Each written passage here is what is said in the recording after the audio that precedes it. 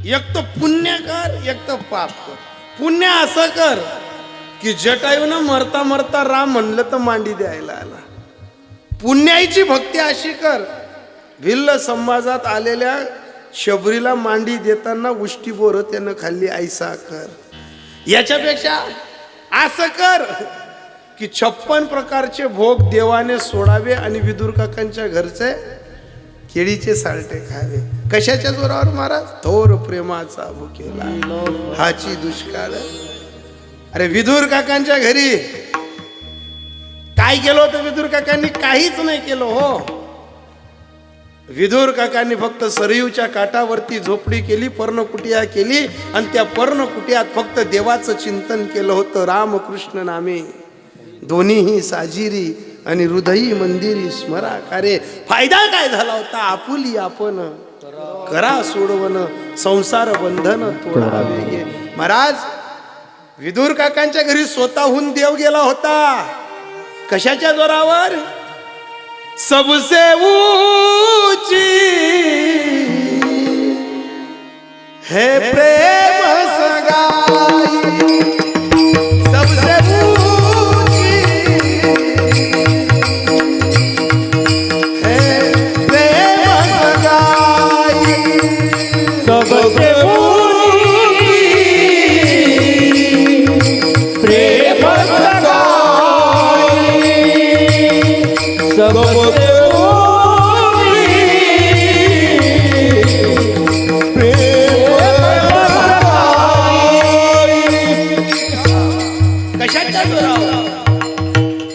सबसे ऊंची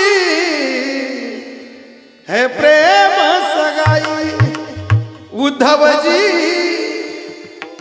चलो विदुरा घर जावे, उद्धव जी चलो विदुरा घर जावे, उद्धव जी चलो विदुरा घर जावे, उद्धव जी चलो विदुरा घर जावे.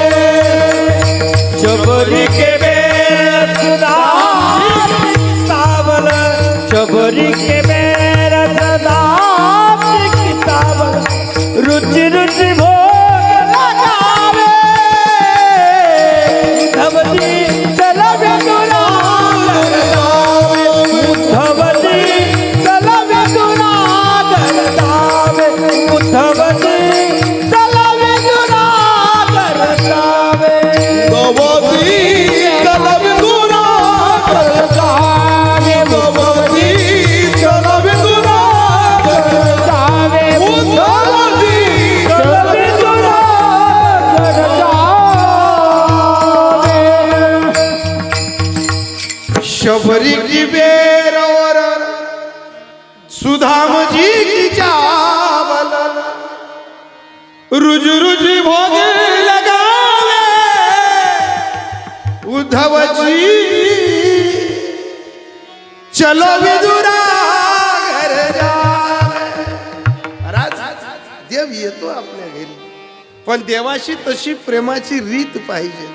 देवाला कधीतरी आपण बोललो पाहिजे, क्या जानोगे मोहन तुम प्रेम की भाषा, क्या होती है आशा, क्या होती निराशा. एक बार तो राधा बन कर देखो मेरे सावरिया, राधा यूं ना रोए. काय होतं? देवाला घरी आणण्यासाठी वेडा झालं. मीराबाई नाचल्या होत्या देवाला आणण्यासाठी. नाचूंगी नाचूंगी नाचूंगी नाचूंगी नाचूंगी, हरी गुण गावत नाचूंगी. जे वेडे झाले त्यांच्यापर्यंत देव गेला. ऐसा कर. हो झालं मला. पण मी आता मे महिन्यात 105 वर्षाच्या बाबांचा वाढदिवस करायला गेलो तो ममुराबाद साईटला.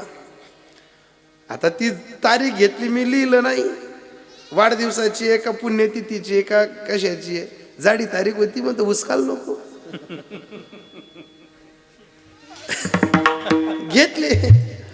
आता जेव्हा गेलो मी मनोज महाराज, अशा रांगोळ्या काढल्या होत्या, फुगाच फुगा, आई फटाकडा फोड आणतात. मला असं वाटतं का चालू दल्ला ना जीव जायला होई का वल्ला वल्ला जीव घ्यावी म्हणे, यातली तारीख माहिती होई बुवा. पण ज्यानं तारीख दिली होती त्या मुलाला फोन केला, फोन लावला, तो गाडीपर्यंत आला. त्याला विचारलं म्हणतं खर भाऊ इथला फुगा इथल्या लाइटिंगा आणि इथलं धुक आहे कशासाठी म्हटलं रे. म्हणे बाबा 105 वर्षाचे आजोबा आहेत आमचे, पंजोबा आहेत, त्यांचा वाढदिवस. मी डोनले आतला म्हणतो हो म्हणा. 105 वर्षाचा दल्लाबद्दल काय सांगू म्हणतो भाऊ मी. मरेल राहतात काहीतरी पक्षी अंगणी उतरती नाही तो क्षणोक्षणी हाची विचार नाही तर नको मना गुंतू माया जाडी. या 105 वर्षाच्या बाबांबद्दल काय बोलू. पण मनातल्या मनात ठरवलं. पण तोपर्यंत तो नातू बोलला म्हणे आमच्या आजोबांना भेटून या. आता तेच ना बाबा तारीख जाडी. गेलो. असे बाबा 105 वर्षाचे बाबा म्हणतो कसा होई बाबा काय होईल. बाबाला इथला फुगास मा दडपेल होता तेच नाही. बाबाला जो असा वडा तर मक्काना पुयाना गत ताकदलाही वडा आणतात. आणि जो बाबा बाहेर निघणार तर पुरं बाजरीनं सरमट एकदम बारीक. म्हणतो हो म्हणा भाऊ बाबा आहे ना 105 चांगलं ऊन पडणं तर त्यांना शिलकी जाई म्हणतो बिनगौरीचा. पण मीन बोलू नाही म्हणतो जाऊ द्या पो. तो नातू बोलला म्हणे बाबांना भेटून घ्या. मी बाबांना असा जाहीर केला. बाबा मला आशीर्वाद दे सुख नान म्हणे. म्हणतो हो म्हणतो बाबा लोकेतले दिनले डोळ्याला दाखल भेटीने राहिल्या अशा रातल्या कोऱ्या लिहिरा नको कसा नांदाड महिन्याला पक्का 45 कीर्तन घेत म्हणतो बाबा हो कितलं गुमाड जा हो कसा नाचाडत का नांदाडत. पण आता बाबा होते ते. पण ते नातून बोलला म्हणे आमच्या बाबांना कमी ऐकू होतं थोडं मोठ्याने बोला. मग मी मोठ्याने बोलणं टाळणं. मी बाबाला असं इशाऱ्यात बोललो. म्हणतो बरं आहे ना. बाबा रडायला लाग गया. मला असं वाटलं बाबांचे आनंद अश्रू येत बुवा. मी आखो खल्ली गो बाबाला विचारून तर बाबा बरं आहे ना. बाबा मनकडे सरकणार नाही. बाबा मला सांगत महाराज बठ्ठा डोळ्याला दिखतस नातू दिखतस पंतू दिखतस जंतू दिखतस ववा दिखतीस डिकर ववा दिखतीस गली आली मधल्या बट्या बाया डोळ्याला दिखतीस आकड सासवा दिखतीस पुई सासवा दिखतीस दाखल्या मोठ्या बट्ट्या भाऊ जाया डोळ्याला दिखतीस. बाबा बठ्ठ डोळ्याला दिखस आकड सासवा बी दिखतीस दाखल्या मोठ्या पुई सासवा दिखतीस गली आली मग बट्टी जान दुनिया डोळ्याला दिख. म्हणतं मग बाबा कोण पाहिजे होत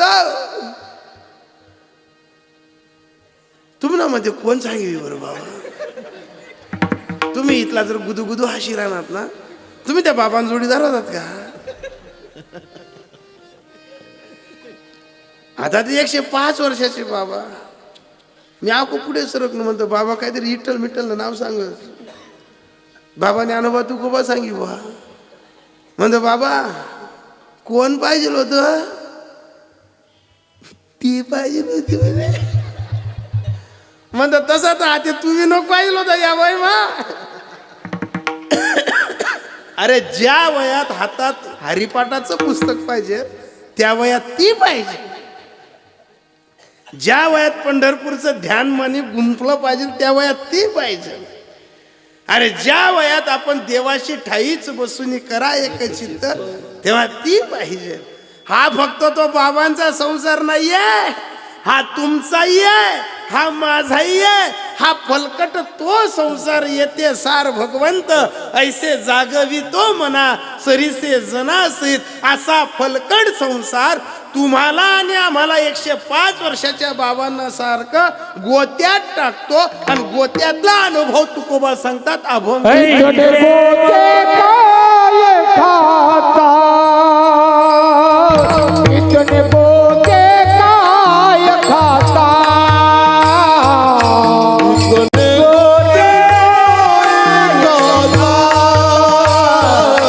इतने गोते इतने गोते काय खाता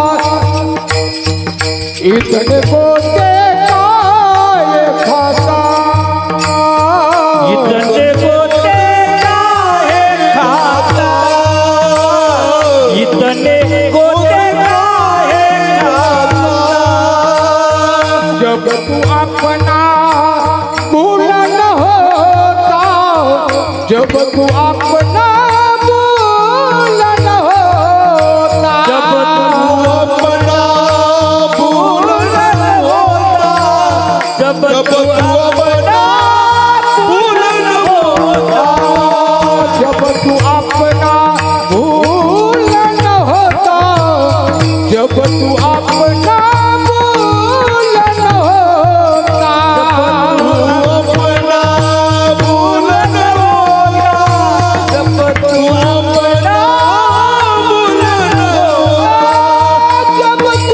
अपना बुलंद होता जब तू अपना बुलंद होता इतने गोते काय तू खाता इतने गोते काय तू खाता इतने गोते काय खाता इतने गोते 105 वर्षाचे बाबा तुम्ही पण आपण ज्या वयात आहे ना त्या वयात देवाचा छंद लागत एकच तत्व बनलं पाहिजे महाराज आपुला तो एक देव करून घ्यावा तेने विना जीवा सुख नव्हे एरती माई के दुःखाची जनती नाही अधियंती अवसानी या गोत्यातल्या संसारात मनाला एक छंद लागला पाहिजे लावी मना पिसे तुम्ही फक्त त्याच्या नादी लागा तो तुम्हाला सांभाळतो म्हणजे सांभाळतो महाराज तुम्ही चांगलं कार्य करा तुम्ही चांगलं वागून जा तुमच्या हाताने एखादं कार्य सरळ निस्वार्थपणाने होऊ द्या तो त्याची पावती दिल्या बिगर राहत नाही हो अरे 45 एकर मधला माणूस आमच्याकडे पाठाचं पाणी आहे गवाईसारखी जमीन आहे 45 एकर जमीन मधला माणूस अबाधित पूर्वीजात वाड वडिलांपासून मुरब्बी श्रीमंत माणूस आणि त्याच्याकडे असं 20-22 वर्षाचं पोरग कामाला लागलं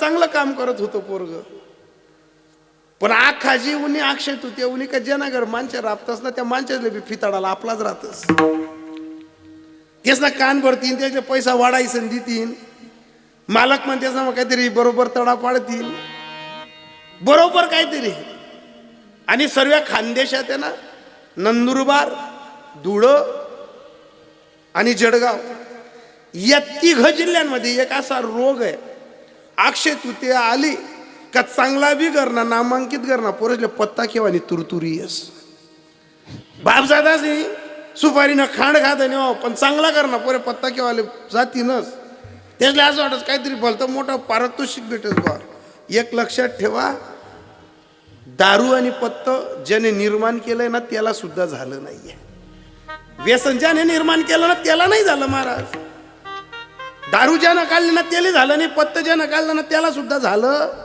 नाही अक्षय तृतीयाच्या बरोबर सकाळच्या प्रहाराला जो पोरगा चांगलं काम करत होता त्याला कोणीतरी त्या 35 एकरवाल्याच्या मानस शत्रूने काहीतरी दुश्मनी होती असेल त्याने बरोबर ज्या पोरानं 5-7 वर्ष काम केलं त्याच्या डोक्यात घालून दिलं तुनं कर्ज बी पेट टाकसू तुला साल बी वाढायचं दिसू तुनं धान्य बी दिसू तू आपल्याकडे लागी जाय 2 पैसे जास्त बी दिसू फक्त एकच आठ आहे काहीतरी तू मालकशी अशी बानगड कर आणि भर चौक मग आखा जिंदीन कानपटा मारी बोट लोक काय खेळ खेळतील सांगता ये नाही अक्षय तृतीयाच्या दिवशी बरोबर 8:30 वाजता मालक बाहेर निघाल्यानंतर कोणाला मजुरी देत होता कोणाला अडचणीवाल्यांना पैसे देत होता या पोराचेही 2-2 शब्द झाले पण हा दारूत होता काय झालं काय नाही मालकाला भर चौकात अंगणात अशी कानफटीत मारली की मालक घरात जात नाही तोपर्यंत गावात चर्चा फिरली,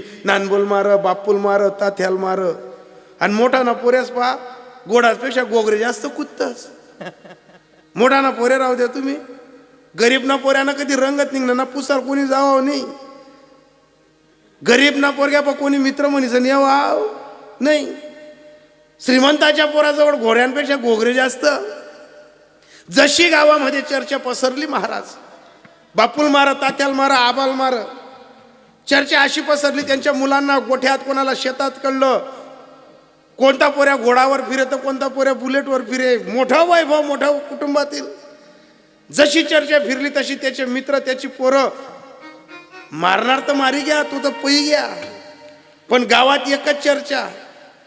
या उदाहरणात फक्त एवढं सूत्र घेऊन जा, ऐसा कर. माणसाने काय करावं आणि स्त्रियांनी काय करावं, हे आयोजन जे पंकजदादांनी केलेलं आहे ना, ही पुण्याची साखळी. ऐसा कर. हा पैसा व्यर्थ जायला नको. एक समाज प्रबोधनातलं काहीतरी घरी घेऊन जा. पंकजदादांनी पलेचा पैसा खर्च करून माझ्या गावातला तरुण मंडळी, माझ्या गावातल्या मुली, माझ्या गावातले ज्येष्ठ मंडळींपर्यंत काहीतरी पोचलं पाहिजे. हे धोरण ज्या माणसाने राबवलंय ना, त्या माणसासाठी तुम्ही काहीतरी कार्यक्रम झाल्यानंतर मुखातनं चांगला आशीर्वाद दिला पाहिजे. म्हणून तुम्ही सुद्धा ऐसा कर. त्यांनी तर केलंच. पण महाराज, जेव्हा गावात चर्चा चालत होती, कोणी म्हणे मारी टाकसूत, कोणी म्हणे तोट टाकसूत, कोणी म्हणे सुकट दिसूत, कोणी म्हणे वैनले टाक दिसूत, कोणी म्हणे शिलगाई दिसूत. ही चर्चा त्या माणसाच्या पत्नीला कळाली, ज्या दारू पेलनी कानपट्टी मारेल होती. त्याच्या पत्नीला कळालं, इथं बसणाऱ्या बायांनो, महादेवावरती पाणी टाकून महादेव उशिरा भेटतो. पण जी बाई नवऱ्याच्या डोळ्यातनं पाणी येऊ देत ना, तिच्या घरी महादेव नांदायला येतो. महादेव तिथं नांदायला येतो. ज्या बाया सासू सासऱ्यातल्या रडावतीस आणि महादेवावर पाणी टाकतीत ना, तीच ना घर देव येत नाही. ज्या बाया सासू सासऱ्यातल्या थाटीमा गरम पुई देतीस, तीच ना घर देव नांदस. देव नांदवण्यासाठी आई साखर म्हणजे काय, तीर्थावर हिंडायला नाही सांगितलं. तुझा आहे तुझ्यापाशी, परी तू जागा भुललास. काय त्या मायमाऊलीच्या मायबापांच्याकडचे गुण असतील, काय तत्व असेल. तिच्या कानी बातमी गेली की माझ्या नवऱ्याला मारून टाकतील, माझ्या नवऱ्याला वाचू देणार नाहीत. आपण गरीब आहे, श्रीमंत माणसं काहीही करू शकतात. माणसाची चूक आहे, श्रीमंत माणसाच्या कानात मारलेली आहे. आपण जसं मीठ खाई राहतो, आपण जसं पीठ खाई राहतो. ज्या आडी अडचण मग आपला मागे उभावतात, असा माणूस ना कानपट्टी मग आपला माणूसनी लेणं नाही देणं नाही मारेले, माणूसनी गुन्हा करेले, माणूसले आपल्या डोळ्यानं दखत बी मारी टाक तरी आपण काही करू शकणार. पण काही काही बाया कुटुंब वाचवण्यासाठी, कुटुंब घडवण्यासाठी, कुटुंबाचं वाई वाढगं करण्यासाठी इतकी बुद्धी चालवतात महाराज. भाऊ भाऊसनं कधी बिघडू देवत नाही, नंदा जावासनं कधी काही होऊ देवत नाही, सासू सासरासनं मन धरी राहतील, नंदा भाऊजाया उन्हात तर खिडखिडीसन हसतील. अहो, ज्या बाईला कुटुंब सांभाळता आलं ना, त्या बाईला कोणत्याच देवापर्यंत भिडायची गरज नाहीये. जी बहीण आता नवरा डोळ्या मी पाणी काढच बी, सासू सासरा रडावच बी, आणि 9 दिन्या 9 साड्या गाडी सन बी दांडिया केस बी, तर काही उपयोग नाही ते. अरे याला एकच सूत्र आहे, धर्माचे पालन करणे, पाखंड खंडन हेची आम्हा करणे काम, वीज वाढवावे ना. त्या बाईनं डोकं चालवलं की माझ्या माणसानं तर मारलं, माझ्या माणसाला मारूनही टाकलं तर काय बिघडेल. पण त्या बाईनं अक्षय तृतीया होती, सण होता, डोकं चालवलं, एकच सूत्र केलं. मोठं पोरग 10 वर्षाचं होतं, लहान पोरग 6 वर्षाचं होतं. दोघा पोरांना घेतलं. श्रीमंत माणसाच्या घरी बरीचशी मंडळी आलेली, तोंड चोपड्या, तोंड पुरतं गोड बोलणारा, असं काही जाय तर श्रीमंतांना तोल करणारा, गरिबाकडनं कोणी सहकार्य करत, अशी अनेक मंडळी तिथं बसलेली. तो माणूस बंगडीवर झोका घेतोय. या बाईनं 11, 11:30 वाजता 12 वाजता दोघं पोरं घेतली आणि दोघं पोरं घेतल्यानंतर त्या श्रीमंत माणसाच्या मालकाच्या उंबरट्यावर उभी राहिली आणि आवाज दिला, दादा ननभो, मी आत येऊ, मधमा येऊ? मी बोललो ना दादा, ज्यांची इस्टेट पहिल्यापासून राहते, बापदाद्यांनी पहिल्यापासून संस्कृती दया शिकवलेली असते ना, त्या माणसाचं बोलणं कधीच जाडं राहावं नाही. ज्या असं चालू चालू चाटूल गाठू लागेलेत ना, त्याचा उतू येवायला टाइम नाही लागतच. इस्टेट पैसा कमावणं सोपं आहे, पैसा फसवणं कठीण आहे. इस्टेट सांभाळणं आणि तिच्या दया ठेवणं हे फार मोठं तोला मोलाचं काम आहे. ज्या माणसाच्या कानफटीत मारली होती तो बंगडीवर झोका घेत होता. गावातले 5-25 लोक माणसं त्याच्या समोर अशा बागड्यांवर बसलेली होती आणि या बाईनं उमरट्यावर दोघं पोरांना हात धरून सांगितलं, आबा मी येऊ. पण दयावान माणूस होता, नीतिवान माणूस होता. त्या माणसानं सांगितलं, बेटा ये ना,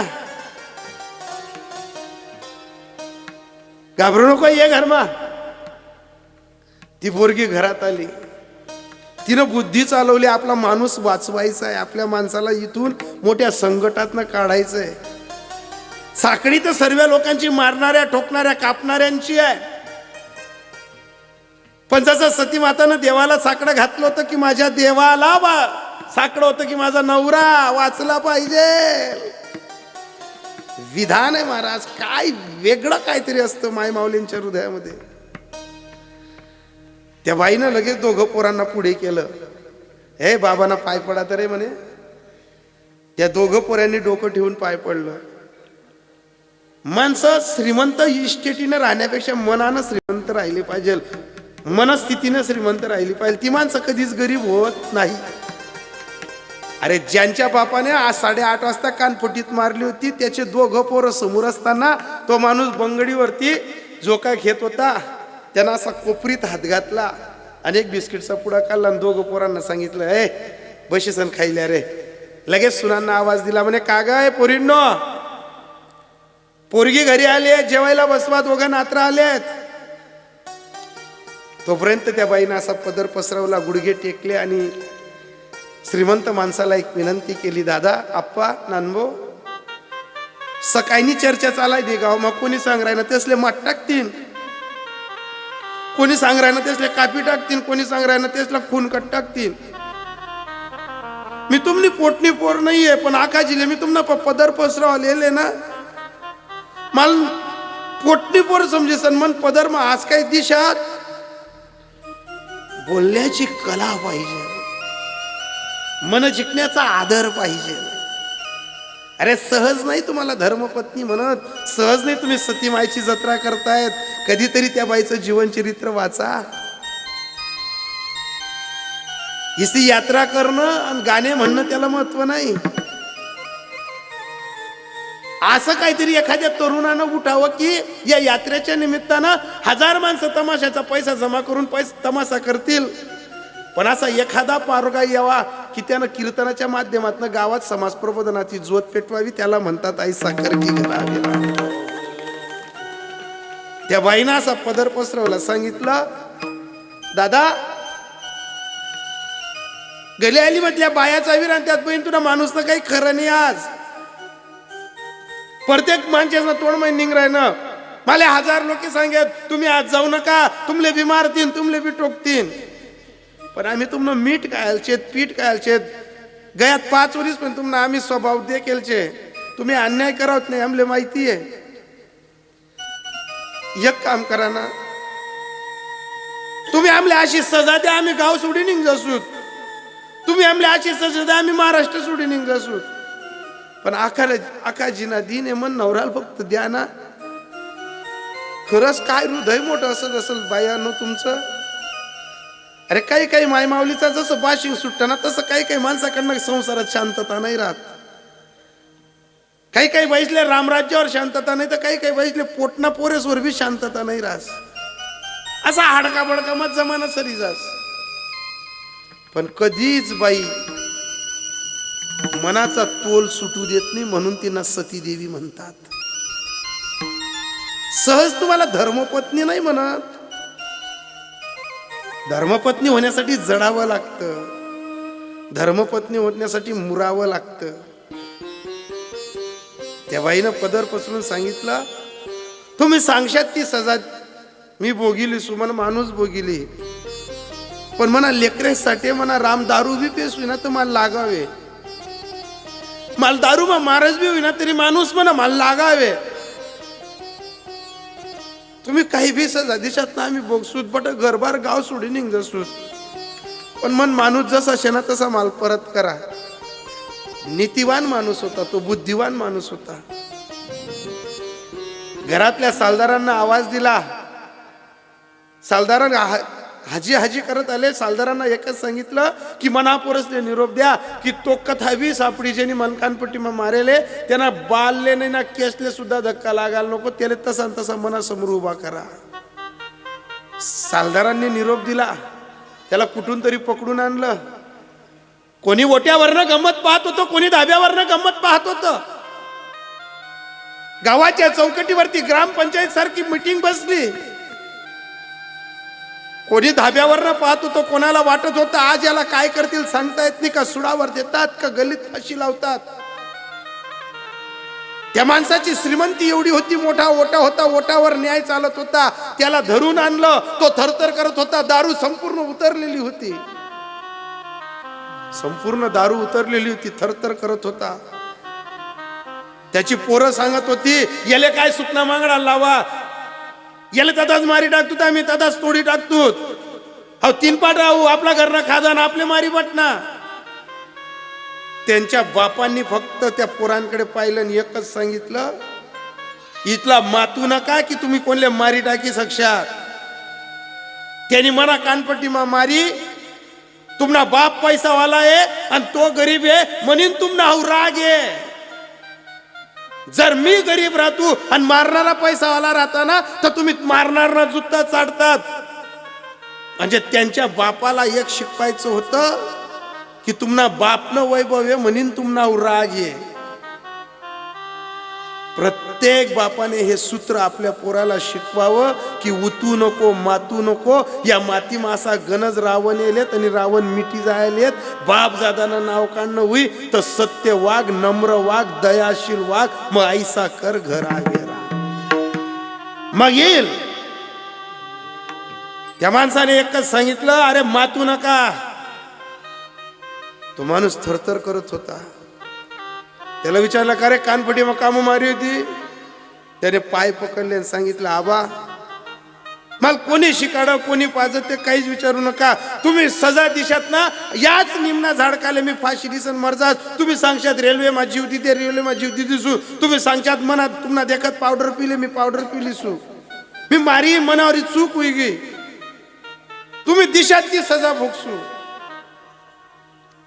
त्या माणसानं त्याचा शब्द पकडला. हुशार माणसं शब्दावरती लक्ष ठेवतात. कीर्तन ऐकायला श्रोता जो बसतो ना त्याने शब्दाची पकड पाहायला पाहिजे. त्यानं शब्द पकडला. काय बोलना, मी जी सजा दिसू ती बोक्षी म्हणे. हो. मोठ्या पोराला आवाज दिला, संदीप मी पंढरपूरला गेलो तो 5-6 माळा आणल्यात माझ्या कपाटात आहेत, तिथून तुळशी माळा घेऊन ये. एक तुळशी माळा आणली. तो गुडघे टेकून असा हात जोडून उभा होता. स्वतः बंगडीवरनं तो माणूस उठला ज्याच्या कानफटीत मारलेली होती. पोराच्या हातातनं तुळशी माळा घेतली आणि ज्यानं सालदारानं कानफटीत मारली होती त्याच्या हातात तुळशी माळा दिली आणि त्याला सांगितलं, मना कानफटीमा मारेल तुले हाई एकच सजा आहे. आज पण तुळशी माळा टाकीले. दारूले बी हात लावू नको, पत्ताले बी हात लावू नको, सट्टा बी खेवायला जाऊ नको. लागेल तमाकुना पुढीनं इमलनं सुद्धा व्यसन ठेवू नको. हाईच तुला जीवनमा मोठी तुले सजा.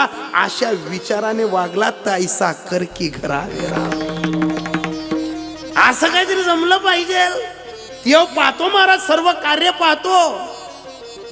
अरे ज्या माणसाला माडकरी बनवलं माझ्या गावात, माझ्या गावाच्या परिसरात, तो माणूस इतका सुंदर हार्मोनियम वाजायला लागला महाराज की कमीत कमी 17-18 गावांच्या सप्ते त्या माणसाने सुरू केले.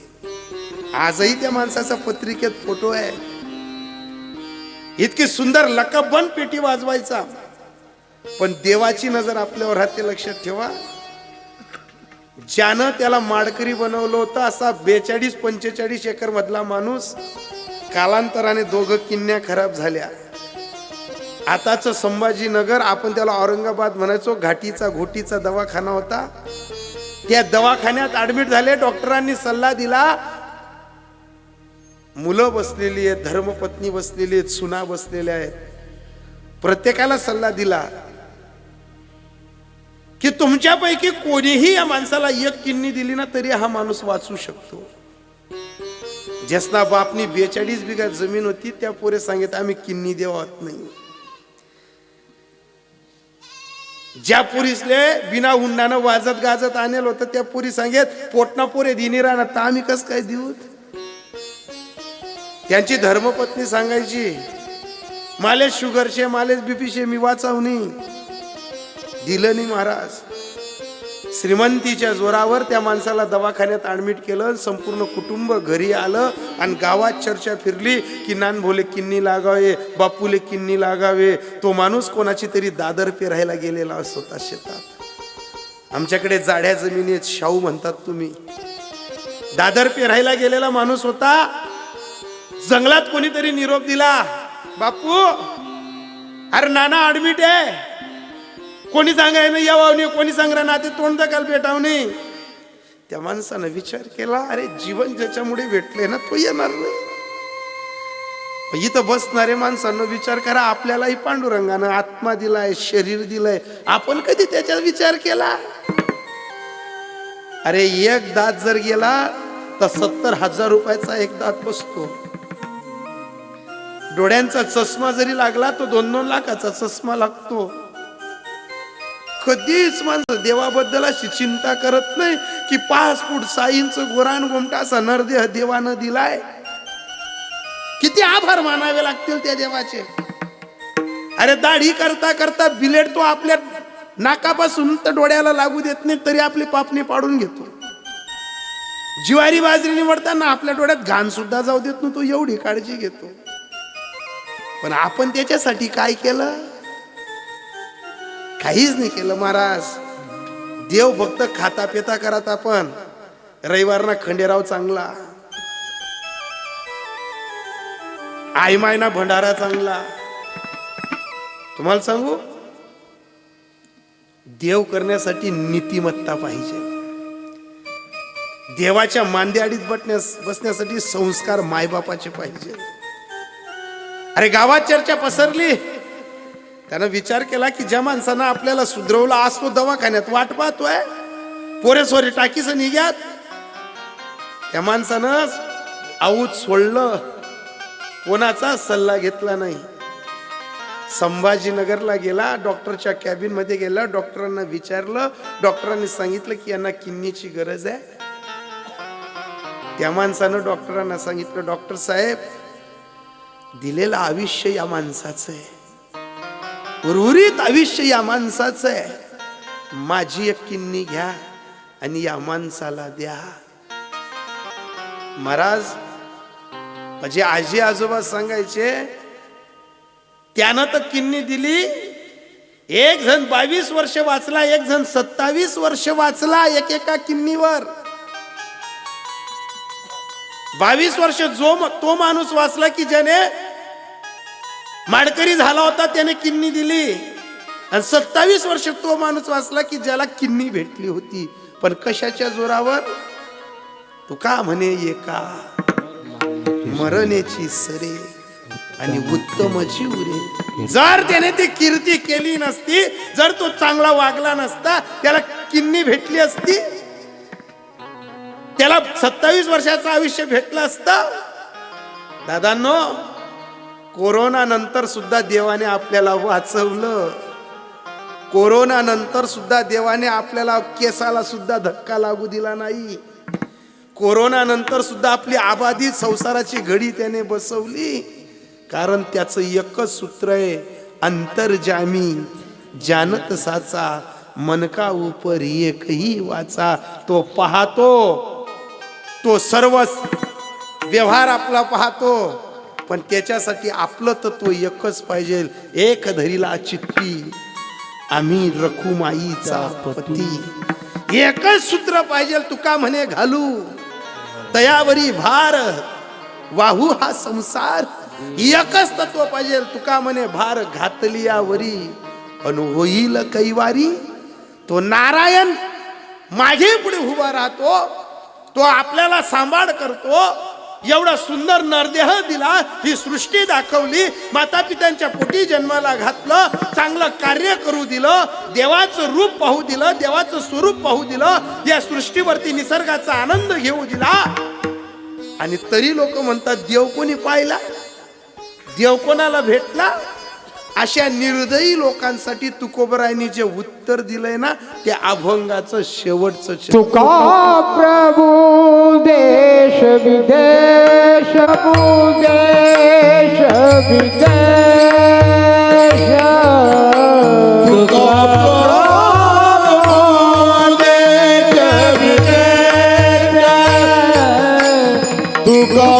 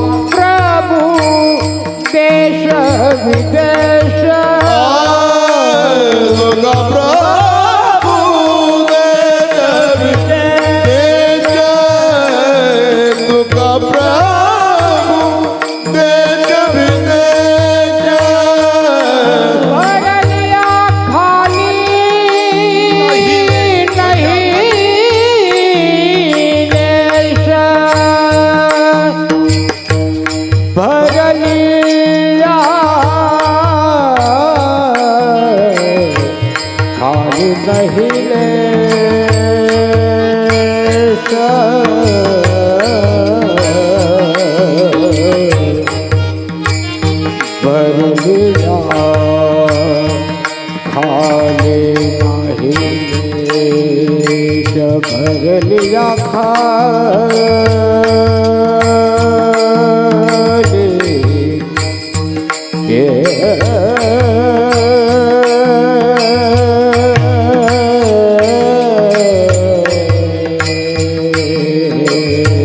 भरलिया खाली नाही लेच भरलिया खाली खाली नाही लेच भरलिया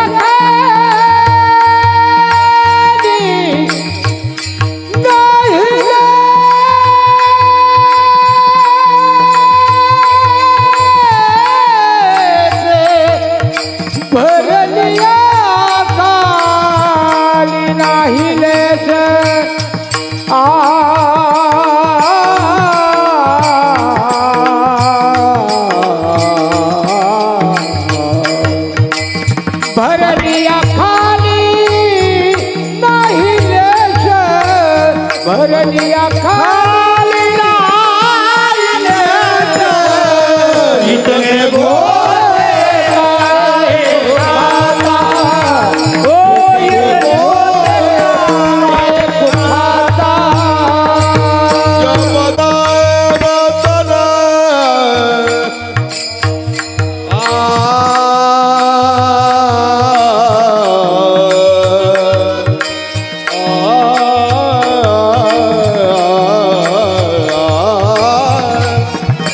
तू बुलन पाता जब तू अपना बुलन पाता आ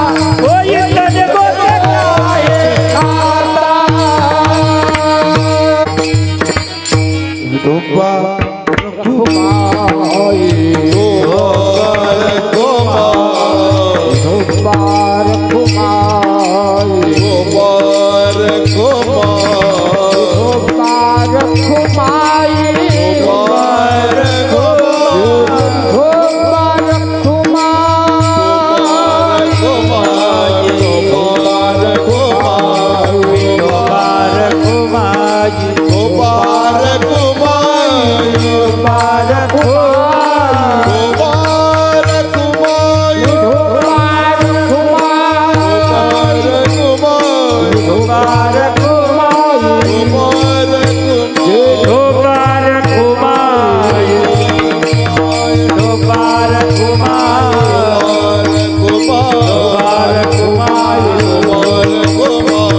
गोपाल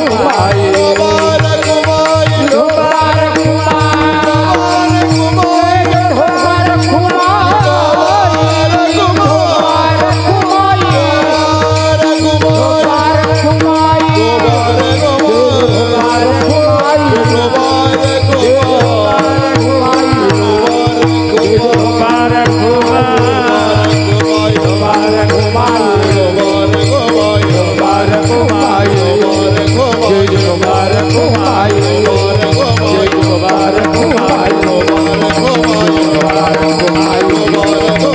गोपाल कुमाई गोपाल कुमाई गोपाल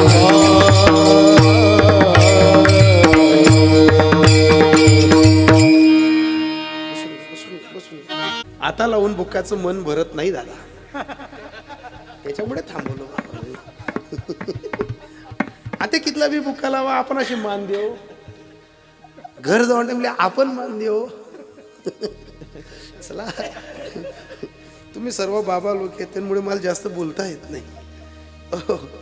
तो का प्रभू देश विदेश बरिया खाली नहिले. जगद्गुरु तुकोबरायांचा अभंग पंकजदादांच्या आईसाहेबांच्या स्मरणानिमित्ताने, पंकजदादांचे लहान बंधू विकासदादा,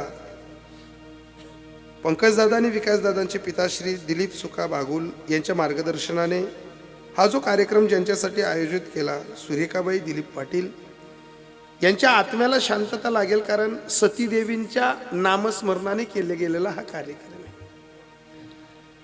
आणि इथं एक तत्व आहे, आईच्या नामाने नामस्मरण करा किंवा देवीच्या नावाने नामस्मरण करा, सूत्र एकच सापडलं, हरिपाठ कीर्ती मुखे जरी गाय आणि पवित्रची होय. ज्या माणसाच्या हृदयात हरीच्या बाबतीत ललाट आली आणि त्यानं हरीसाठी 2 पैसा खर्च केला आणि ज्याच्या अंगणात कीर्तनाची घटिका घडली, ज्याच्या मार्गदर्शनाने घडली, ज्ञानदेव म्हणे झाला हरिपाठ, पूर्वजा वैकुंठ मार्ग सोपा. दीपक दादा, विकास दादा, आज तुमच्या आईला स्वर्गात जागा बदलली असेल, कारण ज्या नावानं हरीचं चिंतन होतं त्याला नारायण नागबलीचं पुण्य भेटतं. आणि आपण आज सती आई देवींना साक्षी ठेवून या स्मरणार्थ, पुण्यस्मरणार्थ जो कार्यक्रम केला, अतिशय तुमच्या हृदयातला कडवडा वेगळा होता. तुम्ही प्रत्येक वेळेस यूट्यूबला कीर्तनं पाहत होती, फोन येत होता. एखादा असा माणूस गावात जन्माला येतो की त्याला सर्वांबद्दल दया प्रेम असतं, त्याच्यातले तुम्ही आहेत. आम्ही दुनियादारीतले रोज गावं बदलतात, रोज माणसं बदलतात, पण काही माणसं डोक्यात ठेवण्यासारखी असतात, काही माणसं हृदयात ठेवण्यासारखी असतात. तसं तुम्ही एक गोड व्यक्तिमत्व भेटलात की खरंच हृदयात ठेवण्यासारखी आहेत.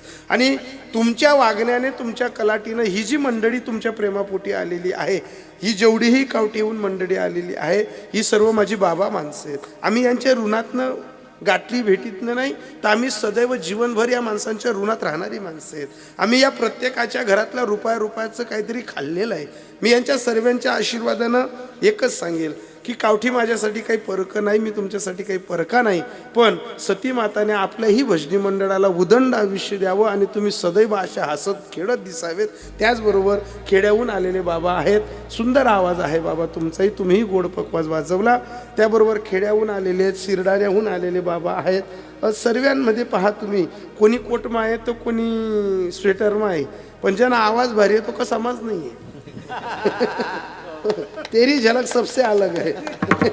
हो, मूर्ती लहान आहे, हो फार मोठा उंच पट्टीचा आवाज म्हणत होते. मी पांढऱ्या 3ला रूप पाहता सुरू केलं तेव्हापासून, आणि मला माहिती होतं की शिरडाणाला बाबा एखादं चरणना तरी दणका दीज.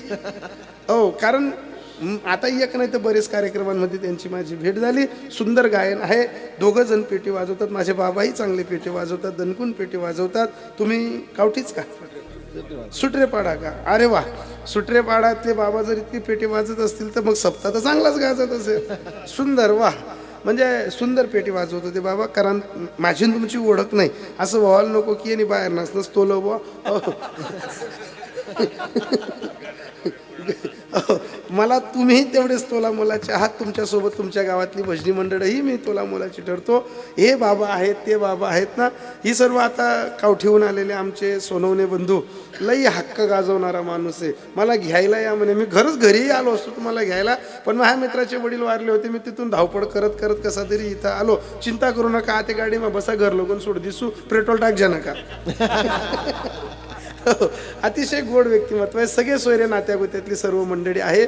सर आलेले आहेत धुळ्याहून. हे सर्व चॅनलचे जे 2 तास खडीचोट उभं राहून म्हणजे तुमले तर असं वाटणं 10 नवरदेव परवडणार बुवा, पण 1 करोड परवडणार नाही बुवा.